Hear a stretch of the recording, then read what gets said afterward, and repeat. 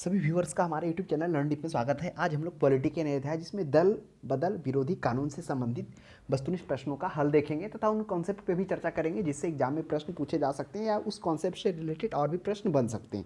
तो आइए इससे रिलेटेड हम लोग प्रथम प्रश्न देखते हैं। पहला क्वेश्चन है, दल बदल विरोधी कानून से संविधान का कौन सा संशोधन संबंधित है। अब कह रहा है जो दल बदल विरोधी कानून है एंटी डिफेक्शन लॉ, वह कब और क्यों लाएगा, पहले ये समझते हैं। देखिए पहले क्या होता है, 1885 ईस्वी में दल बदल कानून आता है, यह पारित होता है संविधान से। उससे पहले क्या होता है, यह देखने को मिलता है भारत की आज़ादी के बाद कि क्या होता है, काफ़ी अस्थिरता देखा जाता है। कभी सरकार क्या होती है, किसी और पार्टी की बनती, किसी और पार्टी की, मतलब इसमें अस्थिरता को देखते हुए जब एक सदस्य किसी पार्टी से टिकट लेकर चुनाव जीता था, फिर किसी अन्य पार्टी में शामिल हो जाता, जिसके कारण इस अस्थिरता सरकार का काफ़ी सामना किया। उसी को ध्यान में रखते हुए यह बदलाव किया गया। वही है दल बदल, यानी कि एक पार्टी अगर बिना कोई अनुमति के, बिना कोई सुझाव के, पार्टी के निर्देशक से, पार्टी के जो अध्यक्ष हैं उससे अगर बिना सहमति से वह अन्य पार्टी में जाता है, तब क्या हो जाता है, वह अयोग्य घोषित हो जाएगा। तो उसी से संबंधित है दल बदल। तो पहला प्रश्न है, दल बदल विरोधी कानून से संविधान का कौन सा संशोधन संबंधित है। वह है 52वां संविधान संशोधन। अब आपके माइंड में उठा भाई यह 52वां संविधान संशोधन कब आया। यह आया 1985 ईस्वी में। तो आइए हम लोग समझते हैं कि दल बदल विरोधी कानून क्या है। तो यह 52वां संविधान संशोधन 1985 ईस्वी द्वारा संशोधित किया गया, जिसे 10वीं अनुसूची में जोड़ा गया, जिसके अंतर्गत दल बदल के आधार पर संसद सदस्यों को अयोग्य घोषित करने के निम्न प्रावधान किए गए। अब वह आयोग किस आधार पर हो सकता है, जिसमें से हम लोग वो निम्न आधार जानेंगे। पहला, यदि कोई संसद सदस्य स्वेच्छा से उस राजनीतिक दल को त्याग कर देता है जिस टिकट पर वह निर्वाचित हुआ था। दूसरा, यदि कोई संसद सदस्य सदन में अपने दल के निर्देशों के विरुद्ध मतदान करता है या नहीं करता है, तो उस अनुशासनहीनता से 15 दिनों के अंदर अगर उसे माफ़ी नहीं किया जाता तो उसकी सदस्यता खत्म हो जाएगी। तीसरा क्या है, तीसरा है कि यदि सदन का कोई निर्दलीय सदस्य किसी राजनीतिक दल में शामिल हो जाता है तब उसकी सदस्यता खत्म कर दी जाएगी। अब चौथा, यदि कोई मनोनीत सदस्य सदस्यता ग्रहण करने के 6 माह बाद किसी राजनीतिक दल में शामिल हो जाता है तब उसकी सदस्यता खत्म हो जाएगी। तो ये 4 प्रावधान था। तो वही है दल बदल विरोधी कानून, जिसमें क्या हो गया, यह इसीलिए आ गया, यानी अस्थिरता जो चल रहा था उसे स्थिरता लाने के लिए यह क्या किया गया, दल बदल विरोधी कानून को लाया गया। नेक्स्ट देखिए, 2 में कह रहा है, निम्नलिखित संविधान संशोधन में से कौन संसद में पक्ष परिवर्तन करने से निषिद्ध करता है। निषिद्ध करता है यानी कि वह मना करता है, रोकता है। तो कौन है संसद के पक्ष परिवर्तन करने से, तो वह है 52वां संविधान संशोधन 1985, जिसे दल बदल विरोधी कानून कहते हैं। वह क्या करता है, वह रोकता है, यानी पक्ष परिवर्तन, एक पक्ष से, एक राजनीतिक पार्टी से दूसरे राजनीतिक पार्टी में जाने से रोकता है। अगर वो चला जाता है तो उसकी सदस्यता खत्म कर दी जाएगी, वह दल बदल विरोधी कानून के द्वारा, जिसमें से हम लोगों ने देखा कि यदि कोई संसद सदस्य स्वेच्छा से राजनीतिक दल क्या त्याग कर देता है उस परिस्थिति में। दूसरा क्या है, अगर कोई संसद सदस्य अपना क्या करता हो, अपना दल की अनुमति के बिना वह क्या कर देता हो, वोटिंग कर देता हो या वोटिंग नहीं करता हो, तो उस अनुशासनहीनता से 15 दिनों के अंदर उसे क्षमा नहीं किया जाता, तब उसकी सदस्यता क्या कर जाएगी, खत्म कर दी जाएगी। तीसरा है, यदि सदन का कोई निर्दलीय सदस्य किसी राजनीतिक पार्टी में शामिल हो जाता है तब हो जाएगा।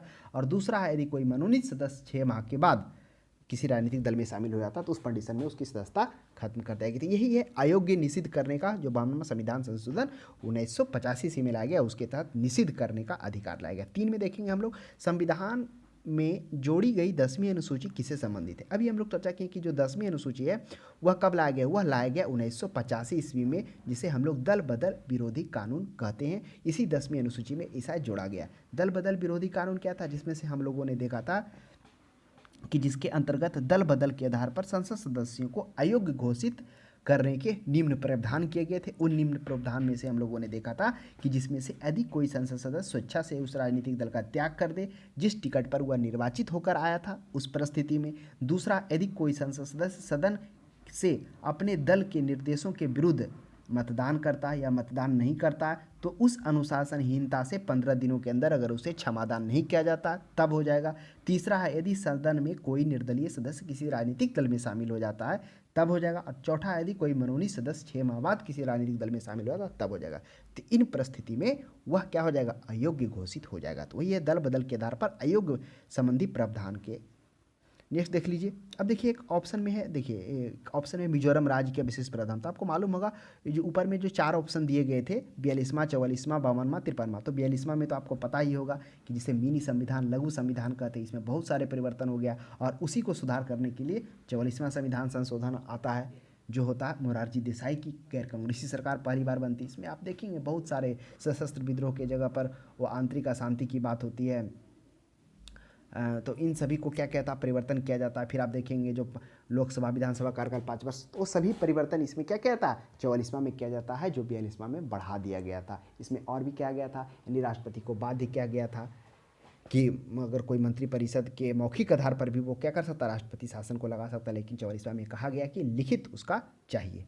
तो ध्यान में रखिएगा। तो और 53वां संविधान संशोधन जो हुआ था उसके तहत क्या किया गया, उसके तहत ये मिजोरम को क्या किया गया, 23वें राज्य बनाया गया। तो ये भी ध्यान में रखना है।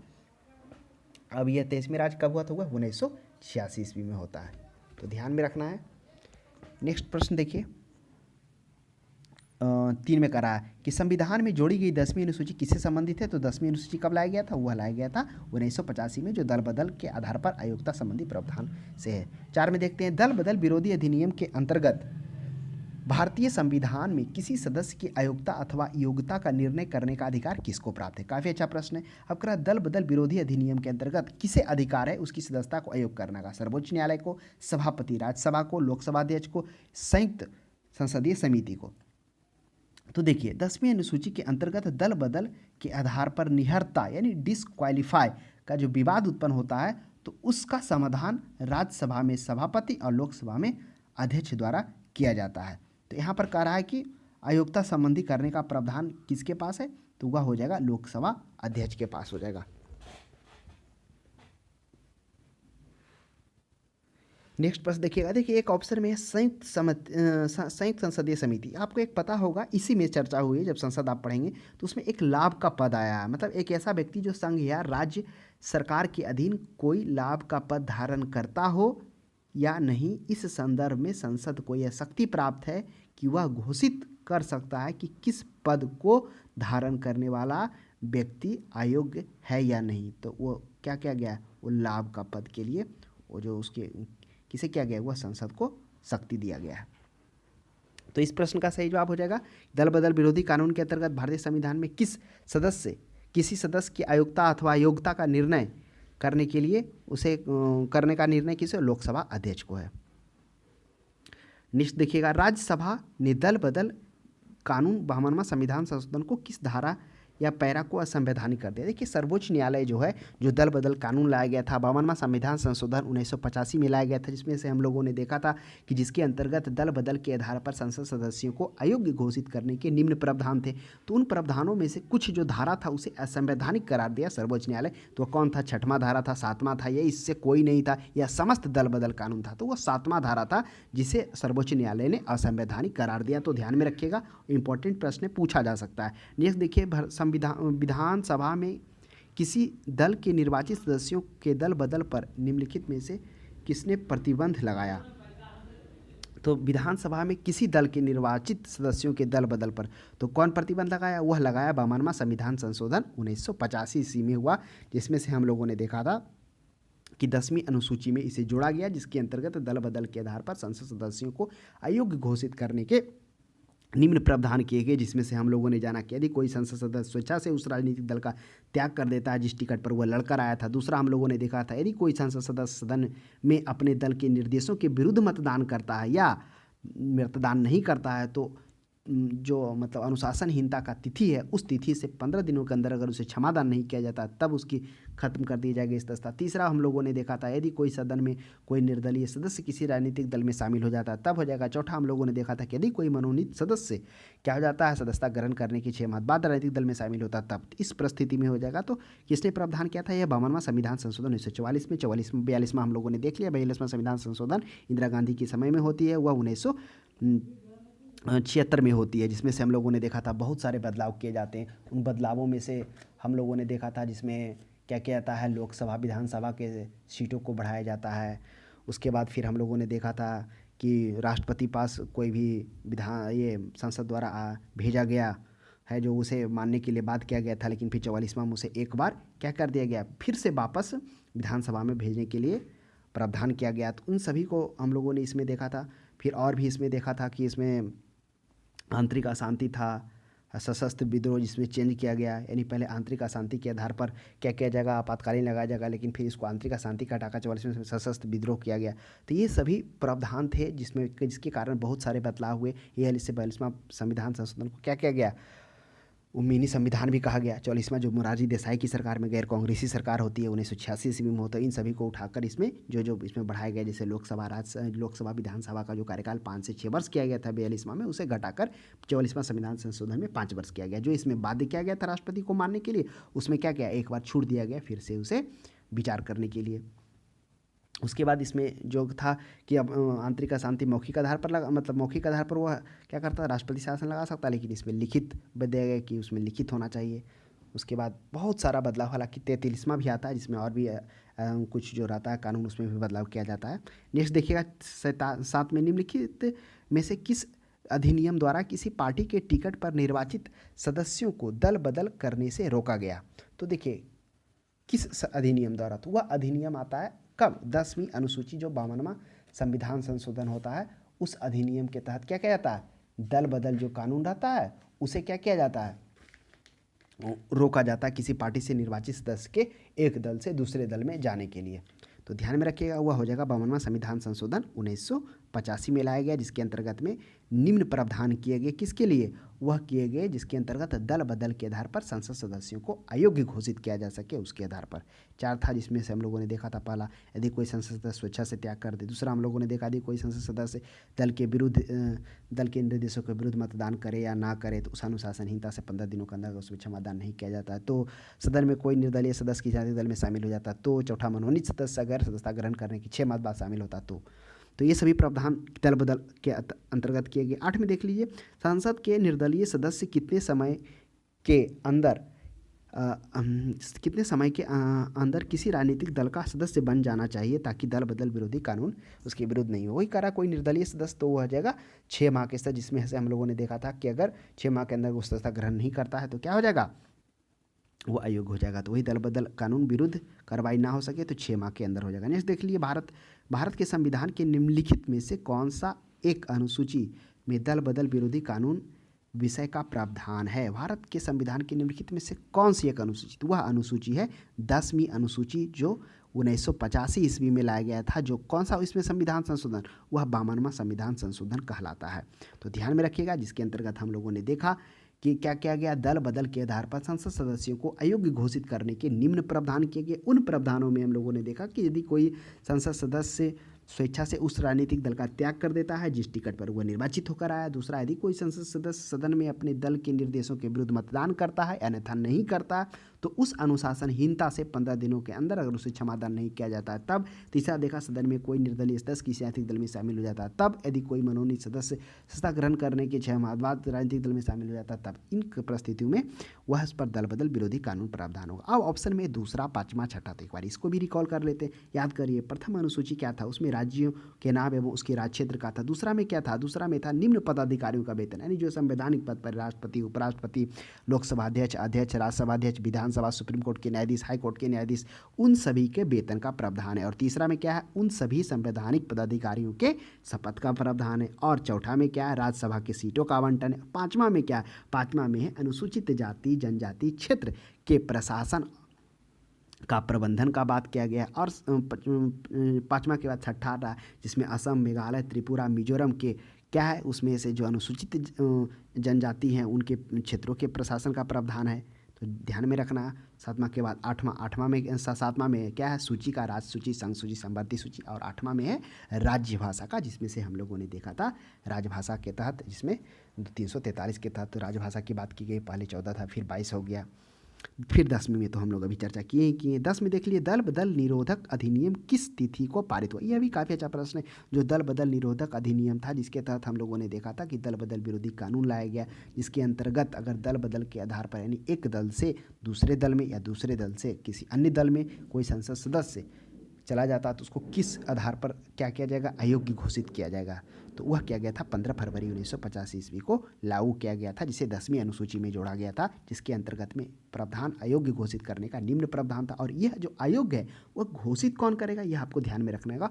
वह 10वीं अनुसूची के अंतर्गत दल बदल के आधार पर निहरता का अगर विवाद हो जाता है तो उसका समाधान राज्यसभा करेगा, सभापति करेगा, लोकसभा में लोकसभा अध्यक्ष किया था, यानी लोकसभा अध्यक्ष किया गया था। अगर उस प्रावधान में जो निहरता किया गया, अगर उसमें कोई संवैधानिक क्या किया गया, नियमों को फॉलो नहीं किया गया, उस कंडीशन में सुप्रीम कोर्ट उसकी जांच करेगा। लेकिन उसे तय करने का अधिकार, अयोग्य घोषित करने का अधिकार सुप्रीम कोर्ट को नहीं है। हाँ, वो सिर्फ इसको क्या कर सकता है, चेक कर सकता है, देख सकता है कि वह संवैधानिक रूप से किया गया है या नहीं किया गया। तो ये ध्यान में रखना है। हो सकता है आपको क्वेश्चंस डिप करके आपसे जानना चाह रहा हो कि क्या है। नेक्स्ट देख लीजिए। अब थोड़ा सा इसमें कुछ और भी है प्रश्न, जैसे अनुसूचित जाति और जनजाति, कुछ प्रश्न है, इनसे भी चर्चा इसकी कर लेते हैं कि अनुसूचित जाति अनुसूचित जनजाति का कौन सा संविधान में वर्णन है, कौन सा अनुच्छेद में वर्णन है, किसके तहत इसमें किसे यह लागू कर सकता है, किसे घोषित कर सकता है, किस क्षेत्र को किसे अधिकार है घोषित करने का, आयोग। तो उन सभी पर चर्चा कर लेते हैं अनुसूचित जाति और जनजाति के क्षेत्रों से। पहला प्रश्न है, संविधान की किस अनुसूची में अनुसूचित जाति जनजाति क्षेत्रों के प्रशासन के संबंध में प्रावधान किया गया है। काफ़ी अच्छा प्रश्न है। एक बार फिर से चीज़ों को रिकॉल करते हैं। ऑप्शन में है तीसरा चौथा, चौथा पाँचवा, पाँचवा छठा और छठा सातवां। तो देखिए ऑप्शन पहला पर गौर करिए, तीसरा और चौथा। तीसरा में क्या था, तीसरा में था जो निम्न पदाधिकारियों, निम्न पदाधिकारी में कौन हो गया, संवैधानिक पदाधिकारी, जिसमें से हम लोगों ने देखा था लोकसभा अध्यक्ष, राज्यसभा अध्यक्ष, यानी ये जो विभिन्न पदाधिकारी हैं, राज्यसभा, राष्ट्रपति, विधानसभा, सुप्रीम कोर्ट को न्यायाधीश, हाई कोर्ट, इन सभी के क्या है, शपथ ग्रहण करने की बात की गई, शपथ की बात की गई। चौथा में राज्यसभा सीटों के आवंटन की बात की गई। और चौथा में देख लीजिए, पाँचवा में क्या किया गया, पाँचवा में क्या गया है कि जो अनुसूचित जाति है, अनुसूचित जनजाति है, अनुसूचित क्षेत्र है, उसके प्रशासन एवं नियंत्रण से संबंधित बात की गई है। और छठा में क्या कहा गया, छठा में कहा गया है खासकर असम हो गया, मेघालय हो गया, नीचे त्रिपुरा हो गया, मिजोरम हो गया, ये राज्यों में अनुसूचित जाति और जनजाति, मुख्य रूप से कहिए अनुसूचित जनजाति के प्रशासन के बारे में कहा गया है। तो वही कह रहा है कि संविधान के किस अनुसूची में, तो हो जाएगा पाँचवा और छठा में ही। पाँचवा में कहा गया अनुसूचित जाति जनजाति क्षेत्र के प्रशासन के प्रबंधन की बात की गई है। और फिर छठा में खासकर 4 पूर्ववर्ती राज्यों में असम, मेघालय, त्रिपुरा, मिजोरम के जनजाति के प्रशासन के संबंधित बात की गई। तो स्पष्ट रूप से पाँचवा छठा सही होगा। और सातवां में तो आपको पता ही होगा, सातवें सूची की बात की गई, संघ सूची, राज्य सूची, समवर्ती सूची। नेक्स्ट हम लोग चर्चा करते हैं दो में कह रहा है कि किस क्षेत्र के अनुसूचित और अनुसूचित जनजाति क्षेत्र घोषित करने का अधिकार किसे है, किस क्षेत्र को, मतलब कौन सा क्षेत्र है जिसे अनुसूचित और अनुसूचित जनजाति क्षेत्र घोषित कर सकता है। याद करिए, जब हम लोग पिछड़े वर्गों से संबंध का विशेष प्रावधान इससे पहले जो क्लास किए थे पॉलिटी का, उसमें चर्चा किए थे कि अनुच्छेद 341 के तहत यह राष्ट्रपति को अधिकार है कि वह अनुसूचित जाति का निर्धारण कर सकता है, जिसके संबंध में वह राज्यों के राज्यपाल से परामर्श कर सकता है। तथा इसी का एक 338 था, जिसमें से हम लोगों ने देखा था राष्ट्रपति को यह अधिकार दिया गया है कि अनुसूचित जाति एवं जनजाति के संवैधानिक अधिकारों की रक्षा के उपायों के निरीक्षण हेतु क्या कर सके, विशेष अधिकारी की नियुक्ति कर सके।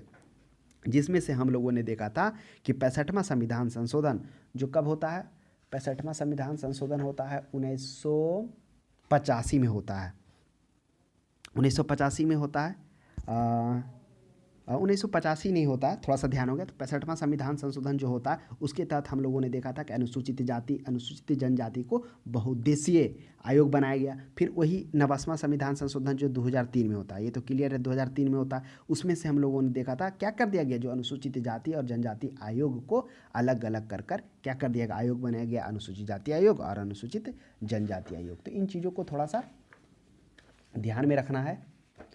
नेक्स्ट प्रश्न देखिए, पूर्वोत्तर भारत के किस राज्य में, यानी पूर्वोत्तर भारत के किस राज्य में स्वायत्त जिले का व्यवस्था नहीं किया गया। देखिए अभी हम लोग एक चर्चा किए थे, क्या चर्चा किए, देखिए 65वां संविधान संशोधन जो हम लोग भूल चुके थे वह ध्यान में आ गया, वह 1990 ईस्वी में था। तो ध्यान में रखिएगा 65वां संविधान संशोधन 1990 में जो बहुउद्देशीय अनुसूचित जाति जनजाति आयोग की स्थापना की गई। फिर 1990वां जो 2003 में होता है उसे क्या किया जाता है, अनुसूचित जाति और जनजाति आयोग का पृथक कर दिया जाता है। तो चलिए हम लोग चर्चा कर रहे थे पूर्वोत्तर भारत के किस राज्य में स्वायत्त जिले का व्यवस्था नहीं किया गया। अभी हम लोग चर्चा किए थे, क्या चर्चा किए, चर्चा किए कि छठवां अनुसूची में क्या कहा गया? छठवां अनुसूची में कहा गया है असम, मेघालय, त्रिपुरा और मिजोरम इन राज्यों के प्रशासन से जनजाति, जो मिजोरम में जनजाति हैं उनके प्रशासन और नियंत्रण की बात की गई है। लेकिन जो अरुणाचल प्रदेश है इसमें स्वायत्त राज्य की व्यवस्था नहीं की गई, तो ध्यान में रखिएगा। नेक्स्ट आ जाइए 4 में, संविधान की किस अनुसूची में असम, मेघालय, त्रिपुरा, मिजोरम राज्यों को अनुसूचित जनजाति के प्रशासन से संबंध में प्रावधान किया गया था? अभी चर्चा हम लोग किए थे कि जो अनुसूची छठा है उस छठा अनुसूची में असम, मेघालय, त्रिपुरा और मिजोरम राज्यों के अनुसूचित जाति क्षेत्रों के शासन एवं प्रशासन के नियंत्रण एवं प्रबंधन की बात की गई है, तो छठा अनुसूची हो जाएगा। चौथा में चर्चा हम लोग किए थे कि राज्यसभा की सीटों के आवंटन की बात की गई है।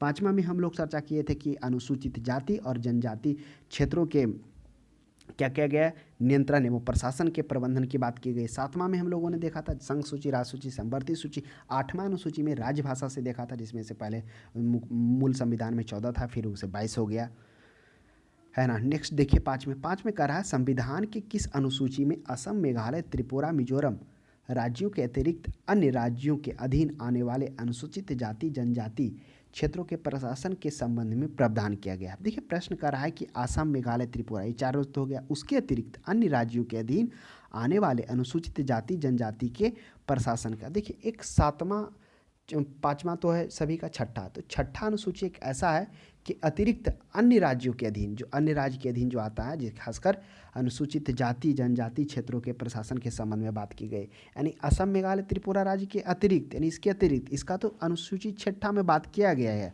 लेकिन उसके अतिरिक्त जो अन्य राज्य में आ रहे हैं उन सभी की बात कहाँ की गई अनुसूचित जनजाति का?